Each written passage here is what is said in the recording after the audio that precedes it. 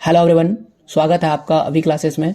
झारखंड सामान्य ज्ञान की इस वीडियो श्रृंखला में आज हम लोग झारखंड की राजनीति के बारे में पढ़ेंगे। झारखंड की राजनीति एक लंबा इतिहास है। झारखंड जो है सन 2000 ईस्वी में बन के तैयार होता है और इसमें कई नए परिवर्तन होते हैं, कई नई चीज़ों को जोड़ा जाता है, कई नई चीज़ों को हटाया जाता है। इस प्रकार से झारखंड की राजनीति भी एक लंबी जो है बयां करती है कहानी। तो इससे भी परीक्षाओं में तरह तरह के प्रश्न बनते हैं।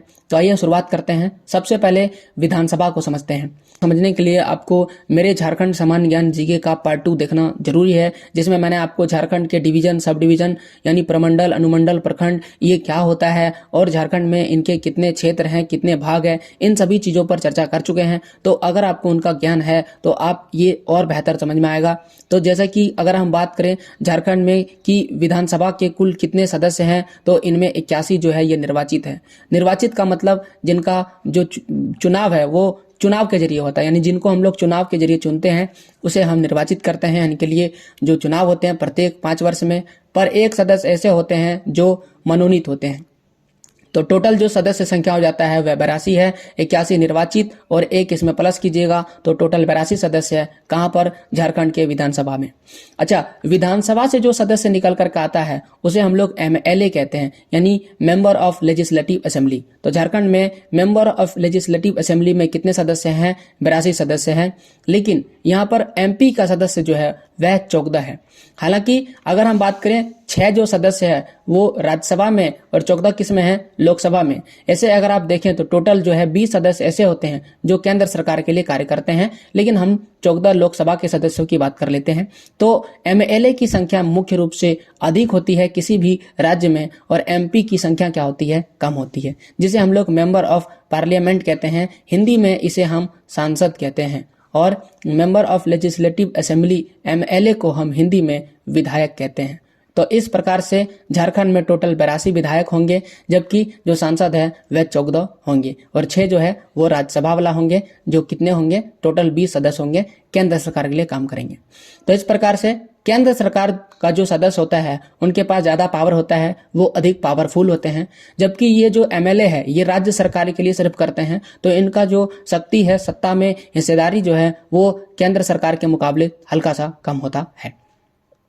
तो टोटल सदस्य हम लोग चर्चा कर चुके हैं। अब हम लोग बात करते हैं जो मुख्यमंत्री है वर्तमान में कौन है झारखंड के। तो इनका नाम है श्री हेमंत सोरेन। ये 29 दिसंबर सन 2019 को जो है मुख्यमंत्री के पद पर आसीन होते हैं और झारखंड के ये बन जाते हैं मुख्यमंत्री। वर्तमान में यही है, लेकिन हाँ 5 वर्ष के अंतराल में जो मुख्यमंत्री का पद है वह बदल जाता है, आप याद रखिएगा।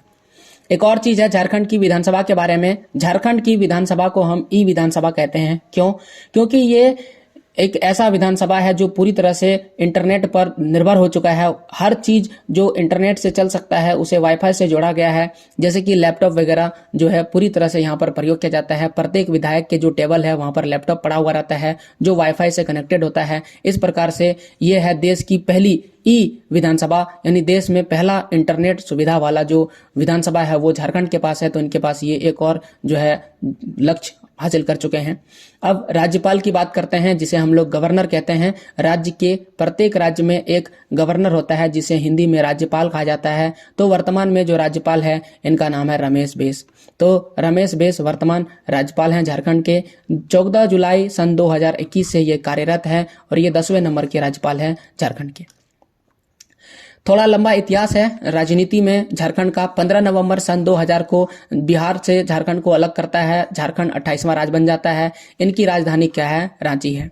केवल इसमें 5 संभाग है, 24 जिले हैं। संभाग के बारे में पार्ट 2 में चर्चा कर चुके हैं। और कुल 14 जो है लोकसभा के सदस्य हैं और राज्यसभा के सदस्य 6 हैं, यानी कि टोटल 20 सदस्य ऐसे हैं जो केंद्र सरकार के लिए काम करते हैं।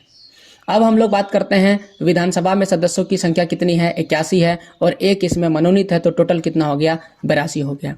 और 5 बार असेंबली इलेक्शन यहाँ पर हो चुके हैं वर्तमान जब मैं वीडियो बना रहा हूँ तब तक।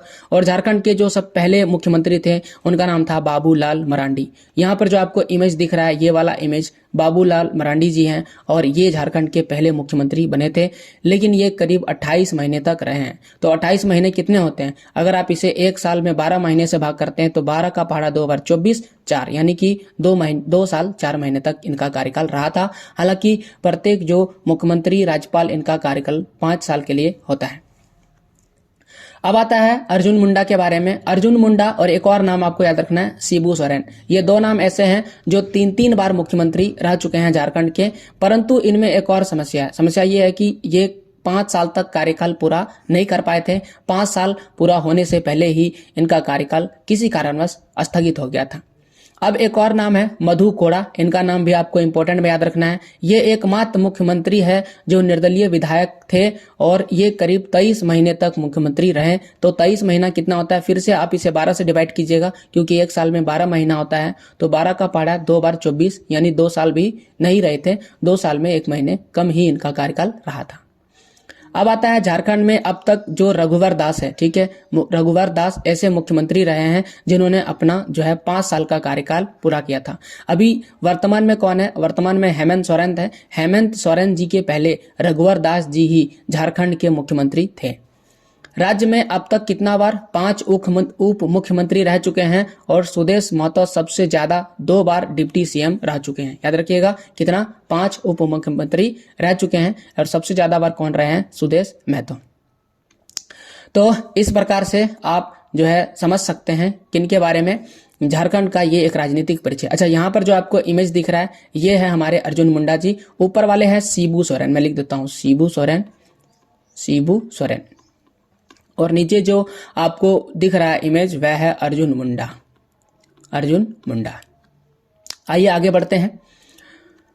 राज्य में विधायिका की संख्या, जो विधायिका का प्रणाली है वह 1 सदनीय है, ठीक है। भारत में कई सारे ऐसे राज्य हैं जहां पर द्विसदनीय विधानसभा है, जिसमें एक को हम राज्यसभा कहते हैं और दूसरे को राज्य विधान परिषद कहते हैं, यानी राज्य विधानसभा और राज्य विधान परिषद कहते हैं, जिसे शॉर्टकट में विधानसभा या विधान परिषद के नाम से जाना जाता है। तो कई ऐसे राज्य हैं जहां पर द्विसदनीय विधानसभा है। तो द्विसदनीय विधानसभा किन किन राज्यों में है? देखिए, पहले तो जम्मू कश्मीर में था, लेकिन अब इसे हटा दिया गया, क्योंकि जम्मू कश्मीर जो है वह केंद्र शासित राज्य बन गया, जिसमें से एक बन गया कौन सा? लद्दाख, और दूसरा बन गया जम्मू एंड कश्मीर। तो इस प्रकार से जम्मू कश्मीर में था, परंतु ये हट गया। इसलिए मैं आपको बता दे रहा हूं ताकि परीक्षाओं में पूछे किस राज्य में द्विसदनीय विधानमंडल था और हाल ही में हटा है, तो उनका नाम है जम्मू एंड कश्मीर। अब किसमें है? तो एक आपका उत्तर प्रदेश हो जाएगा, दूसरा बिहार है और तीसरा हो जाएगा आंध्र प्रदेश, चौथा तेलंगाना है, 5 नंबर पे महाराष्ट्र आता है और 6 नंबर में कर्नाटका। ये वो राज्य है जहां पर आपको द्विसदनीय विधानमंडल देखने को मिलेगा। लेकिन झारखंड में कैसा है? झारखंड में केवल एक है और उनका नाम क्या है? विधानसभा। यानी कि झारखंड में विधान परिषद नहीं है, झारखंड में विधान परिषद नहीं है। कुल विधानसभा में सदस्यों की संख्या कितना है? 82, जिसमें से 81 जो निर्वाचित होते हैं और 1 क्या होते हैं? मनोनीत होते हैं। अब आपको याद रखना है कि विधानसभा में अनुसूचित जनजाति के लिए कितनी सीटें आरक्षित कर दी गई है? 28 सीटें। और अनुसूचित जाति के लिए कितने आरक्षित की गई है? तो वह है 9 सीटें। अब आता है अनारक्षित सीटों की संख्या कितनी है? तो 44 ऐसे सीटें हैं जो अनारक्षित सीटें हैं। लोकसभा में कितने सदस्य हैं? तो लोकसभा के लिए 14 सदस्य हैं और राज्यसभा के लिए कितने सदस्य हैं? 6। ये दोनों ही किस सरकार के लिए काम करते हैं? केंद्र सरकार के लिए काम करते हैं, आपको पहले ही बता चुके हैं। अच्छा, लोकसभा में अनुसूचित जनजातियां कितनी है? तो लोकसभा में अनुसूचित जनजातियों के लिए 5 और अनुसूचित जातियों के लिए 1 संख्या जो है आरक्षित की गई है। अब अनारक्षित सीटों की संख्या कितनी है? तो 8 है। अच्छा, सबसे बड़ा संसदीय क्षेत्र कौन सा है? पश्चिमी सिंहभूम। अच्छा, संसदीय क्षेत्र की अगर हम बात करें तो आपको यह दिख रहा है सिंहभूम, देख सकते हैं ये वाला है सिंहभूम, ओके। और सबसे छोटा संसदीय क्षेत्र कौन सा है? चतरा। तो चतरा आपको दिखा देते हैं, ये रहा चतरा। और अनुसूचित जातियों की संख्या कितनी है? यहाँ पर 32 है मान्य अनुसूचित जातियों की संख्या। और आदिम जनजातियों की संख्या कितनी है? 8 है। तो ये था राजनीतिक परिचय का वीडियो। उम्मीद है आपको पूरा वीडियो बेहतर समझ में आया होगा। और ऐसे ही और डिटेल्स वीडियो अगर आप चाहते हैं तो चैनल को सब्सक्राइब कीजिए। हमारा अगर आप सपोर्ट करना चाहते हैं और क्वेश्चन आंसर वीडियो चाहते हैं तो इस चैनल को सब्सक्राइब कीजिए, अभी क्लासेस डाउट्स। ये आपके लिए सहयोगी है। अगर आपका कोई भाई बहन class 10th 9th 11th 12th में पढ़ रहे हैं तो उनके लिए इस चैनल में बेहतर से बेहतर क्वेश्चन आंसर्स अपलोड किए जाते हैं जो परीक्षाओं उपयोगी है। और साथ ही साथ आपके लिए भी कई सारे महत्वपूर्ण प्रश्नोत्तर डाले जाते हैं। अगर आप ऑब्जेक्टिव प्रश्न उत्तर पढ़ना चाहते हैं तो अभी क्लासेस ऑब्जेक्टिव्स को सब्सक्राइब कीजिए और ऐसे ही हमारा सपोर्ट कीजिए। पूरा वीडियो आप देखे हैं इसके लिए आपको बहुत बहुत धन्यवाद।